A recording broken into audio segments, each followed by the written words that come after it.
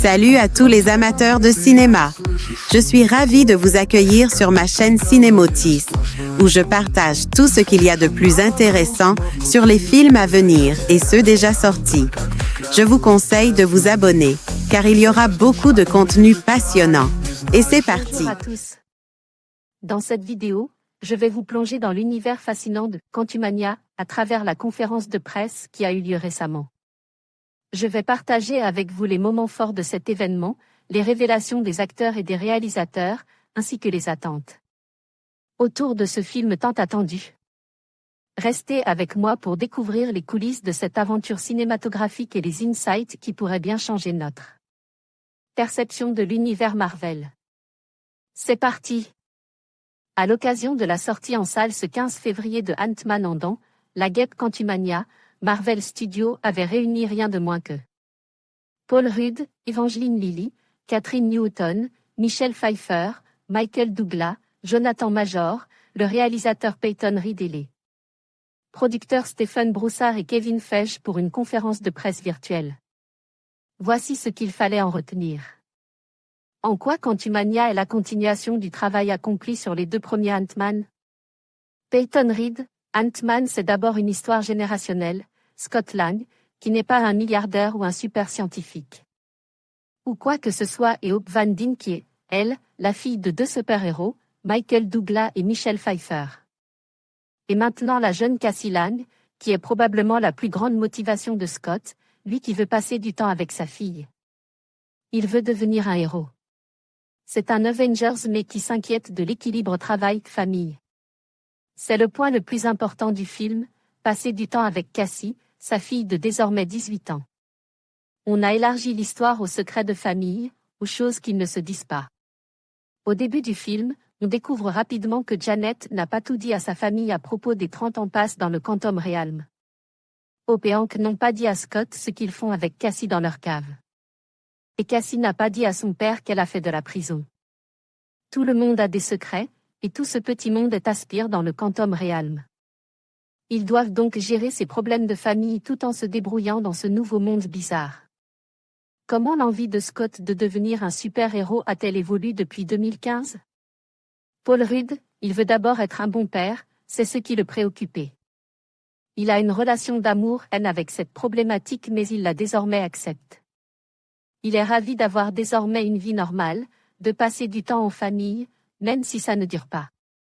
C'est quelqu'un qui a grandi pendant ses 9 ans. Il a commencé un travail normal puis est devenu un super-héros, a combattu Thanos. Il a fait 2-3 trucs qui lui ont permis d'accepter qui il est.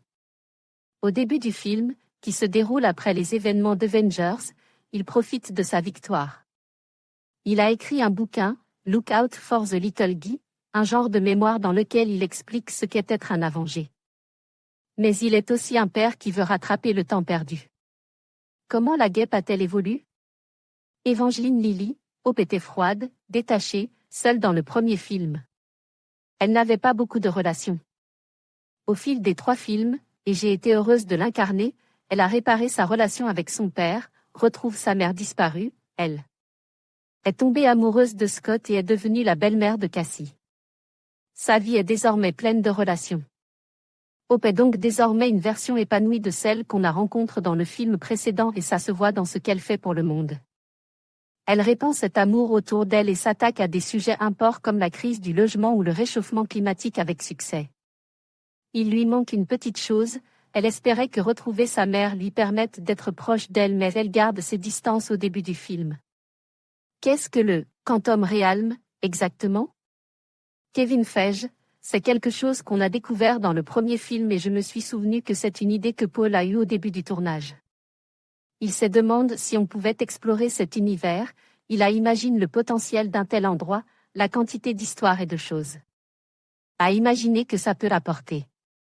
Le premier film a servi à poser les personnages et leur origin story, mais on a pu en avoir un aperçu jusqu'à ce qu'on a vu dans Endgame.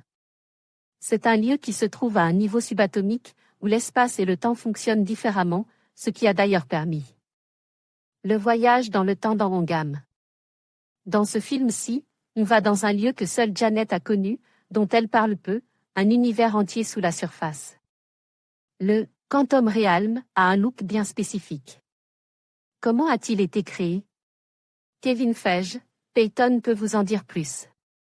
Ça a pris 3 ans et demi de boulot, d'emmener le spectateur vers ce lieu encore inconnu. On a d'abord pensé au magicien d'Oz en termes de réunion de famille dans un univers à part, mais l'aspect visuel, c'est entièrement Peyton Reed et son équipe. Peyton Reed, on s'inspire de plein de choses, de photos prises au microscope électronique au magazine de heavy metal des années 70 et 90. Il y a aussi un petit aspect fantasy. On a essayé d'assembler tous ces éléments et d'y ajouter une touche de Mobius. On a voulu créer un monde unique, vivant, qui a sa propre histoire et sa logique interne. Qui sont ces gens, ces créatures? Comment voyage-t-on? Quelles sont les lois de la physique là-bas? On a dû trouver toutes ces réponses. On a donc monté une incroyable équipe d'artistes. On leur a demandé de mettre leurs idées sur la table, et on a choisi.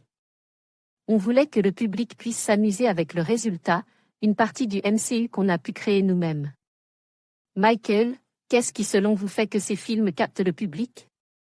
Michael Douglas, les films Ant-Man renvoient à la famille, à la vulnérabilité des super-héros. Ils sont vulnérables. Et il y a beaucoup d'humour. J'en ai beaucoup appris et pris du plaisir. Je pense que ça parle à tous les edges. Ça m'a beaucoup plu, d'autant que mes références personnelles sont des films adultes. C'était un plaisir de voir tous ces gamins aller en salle et prendre du plaisir. Michel, est-ce que Jane partage des infos sur son périple à son retour avec sa famille? Michelle Pfeiffer, je ne sais pas ce que je peux en dire. Mais je dirais que oui, après avoir été sauvée, elle est réunie avec son mari et sa fille. Elle profite de ce temps tout ensemble tout en restant discrète sur ce qui se passe là-bas. Jusqu'au moment où elle y retourne. Elle est alors forcée de dire la vérité à propos d'un lieu qu'elle espérait pouvoir oublier. Certains choix là-bas étaient peut-être discutables, mais elle fait partie d'une famille qui pardonne. Jonathan, est-ce que vous pouvez expliquer votre personnage et ses variants? Jonathan Major, qui est Kang? Je pense qu'on va répondre à la question pendant longtemps, mais la réponse courte est, c'est un super méchant qui voyage dans le temps. Quelqu'un originaire du Nexus. Ce qui nous a amené à la notion de variant. Il existe différentes versions de Kang, chacune d'elles étant un variant. Ils occupent des univers différents, le multiverse, ils ont des intentions différentes, ce sont des êtres différents et en même temps. Ils ne sont qu'un, ils viennent tous du même endroit. Kang se retrouve coincé dans le Quantum Realm, il rencontre Janet et la suite est dans le film. Catherine, depuis quand vouliez-vous devenir une super-héroïne? Catherine Newton, à l'avant-première, je me suis rappelé que le premier film Marvel que j'ai vu était Iron Man. Je devais avoir 8 ans. Depuis, j'ai toujours voulu devenir un super-héros et tous ceux qui me connaissent le savent, ça doit même figurer dans les annales du lycée. C'est amusant parce que je voulais devenir la plus grande super-héroïne et mon personnage peut grandir jusqu'à 13 mètres de haut.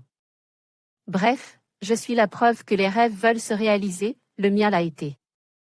Stephen, est-ce que vous pouvez nous parler des Freedom Fighters? Stephen Broussard, quand on arrive dans le Quantum Realm, on se retrouve projeté dans une bataille entre Kang, qui a pris le pouvoir, et un groupe de combattants pour la liberté. Ce sont des locaux qui se battent contre un tyran. C'était une chouette opportunité d'introduire de nouveaux personnages. On rencontre leur chef, Jean Tora, qui est joué par Cathy O'Brien. On rencontre Quaz, William Jackson Harper, et David Dastmalchian incarne un alien appelé Vep. Ils sont très sérieux à propos de la défense de leur territoire, de reprendre leur liberté. Mais ils apportent aussi parmi les meilleurs moments d'humour du film. Qu'est-ce qui fait que Quantumania était le meilleur choix pour introduire Kang et la phase V? Kevin Feige, la phase 4 a servi à introduire de nouveaux personnages, de nouveaux héros. On voulait démarrer la phase V avec des personnages qu'on aime déjà, ce qui est le cas de cette team. On a parlé de la famille, de leur vulnérabilité. Qui était le mieux place pour affronter le plus puissant des méchants du MCU si ce n'est eux? On apprend d'ailleurs au fil du film que Janet ne l'a pas seulement affronté mais elle l'a côtoyé pendant des décennies. Dans le premier film Ant-Man, il y a un flashback qui renvoie à la guêpe, l'original, Janet. On ne voit pas son visage parce qu'elle porte un masque. On a toujours fait un film avec elle dedans, ce qui est finalement arrive. Je n'arrête pas de repenser à ce flashback et à qui pourrait incarner le personnage. Il fallait des acteurs et des actrices incroyables pour rencontrer quelqu'un d'aussi complexe et effrayant que Kang. Michelle et Michael, comment vous êtes-vous préparés pour le film? Michelle Pfeiffer, en réalité, j'aurais aimé avoir plus de temps pour me préparer. On a été entraînés par une équipe de cascadeurs fantastiques, on a été soutenus. Et je me suis entraînée avec eux jusqu'à l'épuisement sur certaines scènes très physiques. J'aime que Janet soit badass. Michael Douglas, ma préparation, c'était « Regarde maman, je suis dans un Marvel ». Je me suis beaucoup amusée surtout grâce à Janet, en voyant tout ce que le personnage avait accompli, la forme dans laquelle elle était encore après 30 ans. J'aime la voir en action avec Evangeline. Je suis très heureux d'avoir été soutenu, le vieil homme que je suis, par ces deux femmes incroyables. On a vu que Cassie voulait aider les gens. Quel aspect du personnage avez-vous préféré? Catherine Newton, elle a un cœur incroyable, c'est ce que je préfère chez elle. Elle fonctionne à l'affect. Et même si elle est intelligente, elle ne pense pas trop à ce qu'elle va faire. Elle veut juste faire les choses bien, même si ça la rend impatiente comme moi. Elle fait donc des erreurs mais elle veut juste être comme son père. Son père est son héros, ce qu'elle ne lui dira jamais. Pouvez-vous nous parler de l'introduction de MODOK? Peyton Reed, à titre personnel, c'était fantastique. Quand j'étais seule dans ma chambre à lire des Marvel, enfant, MODOK n'était jamais loin. C'est un personnage grotesque, une tête géante devenue un organisme mécanique uniquement là pour tuer. On se donc demande s'il pouvait aller dans un film Ant-Man. Et comment le réaliser Stephen Broussard? C'est un personnage bizarre, c'est le moins qu'on puisse dire. On s'est beaucoup interrogé sur la manière de le gérer, c'était un vrai challenge. Puis on a finalement trouvé une idée qu'on a beaucoup aimé. Mais je ne peux pas en dire plus sans spoiler. Ant-Man et la guêpe Quantumania, de Peyton Reed sorti en salle le 15 février 2023. Actualité, critique, le film de la semaine. Top actu critique, Superman jeudi 10 juillet 2025 à ne pas manquer, actualité Red Sonja, la bande-annonce jeudi 10 juillet 2025. Actualité, nos vidéos, rencontres, séries, top actu Spilvan, rencontre avec Makoto Sumikawa Andan, Hiroshi Watari mercredi 9 juillet. 2025 critique, le film de la semaine critique, Odeur mercredi 9 juillet 2025. Actualité, critique, le film de la semaine, top. Actu critique, Superman jeudi 10 juillet 2025 à ne pas manquer, actualité Red Sonja, la bande-annonce jeudi 10 juillet 2025. Actualité. Nos vidéos, rencontres, séries, top actu Spilvan, rencontre avec Makoto Sumikawa Andan, Hiroshi Watari mercredi 9 juillet 2025. En conclusion, la conférence de presse sur Quantumania a offert un aperçu fascinant des coulisses de ce film tant attendu. Les intervenants ont partagé des anecdotes captivantes et des details sur le processus créatif, tout en soulignant l'importance de l'univers cinématographique Marvel. Les fans peuvent s'attendre à une aventure palpitante qui repousse les limites de l'imaginaire. Restez à l'affût pour découvrir ce que cette nouvelle étape dans l'univers quantique nous réserve. Merci de nous avoir suivis et à bientôt pour d'autres actualités cinématographiques.